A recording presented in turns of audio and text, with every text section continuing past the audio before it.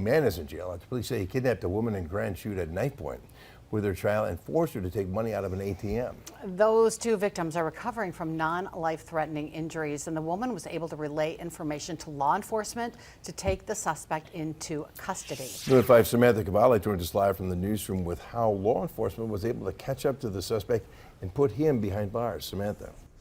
Cami and Bill, a scary situation unfolding last night in Grand Chute for a mother and her 4-year-old child. They were able to exit the vehicle in Neenah and reported the incident to the Neenah Police Department.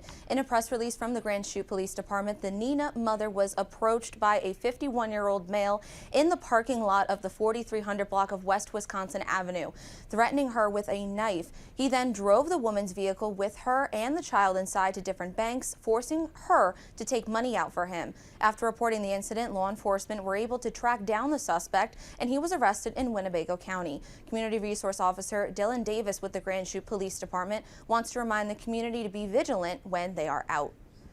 Now, park in well-lit areas, don't leave unsecured high-value items in their vehicle. Make sure they're locking their vehicles, keeping their head on a swivel when they're walking through parking lots and things like that, and utilizing buddy systems if they can as well, just to make sure that they're aware of their surroundings.